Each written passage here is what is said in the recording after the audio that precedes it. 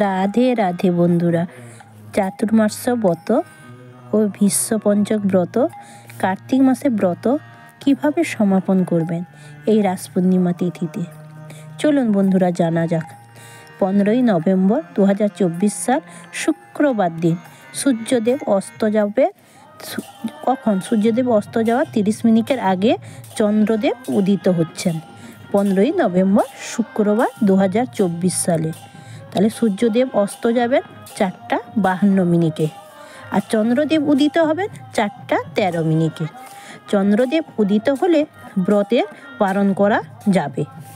এই দিন তুলসী দেবীকে জলদান করবেন, তুলসী দেবীকে প্রদক্ষিণ করবেন এবং তুলসী মাতাকে ধূপ দীপ ফুল দিয়ে পুজো করবেন এবং শ্রীকৃষ্ণের চরণে তুলসী পাতা দেবেন, অর্পণ করবেন চন্দন দিয়ে, এবং চন্দন অগরু কর্পূর মিশ্রণ করে তুলসী পাতা দেবেন শ্রীকৃষ্ণের 2টি চরণে 2টি, নাভিতে 1টি এবং রাধারানীর ডান হাতে 1টি, এবং দীপদান করবেন।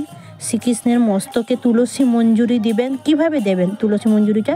চন্দন ও অগরু কর্পূর মিশ্রণ করে শ্রীকৃষ্ণের মস্তকে তুলসী মঞ্জুরি দেবেন এবং শ্রীকৃষ্ণের মস্তকে দেবেন।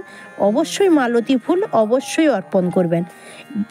মালতী ফুল দিতে পারেন বা মালতী ফুলের মালাও দিতে পারেন, এবং শ্রীকৃষ্ণের চরণে আরতি করবেন এবং তুলসী কাষ্ঠ দ্বারা আরতি করবেন এবং অন্নভোগ নিবেদন করবেন।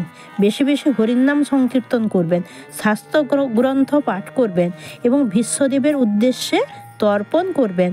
তারপর কার্তিক মাসে ব্রত বা ভীষ্ম পঞ্চক বা চাতুর্মাস্য ব্রত সমাপন বা উদযাপন করবেন।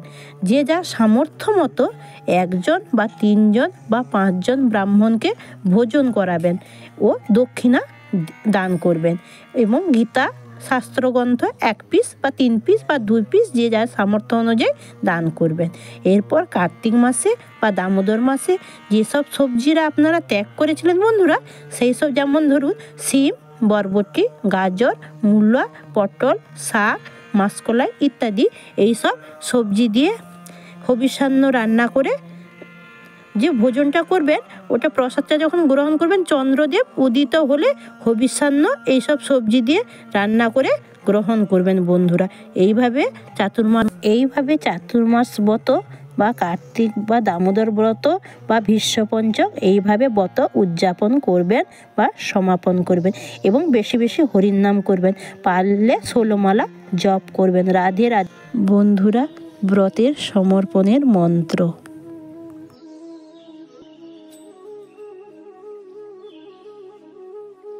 আমাদের জানা অজানায় ভুল ত্রুটি হয়েছে, তার মন্ত্র, তার জন্য ক্ষমা প্রার্থনা। পারণের মন্ত্র।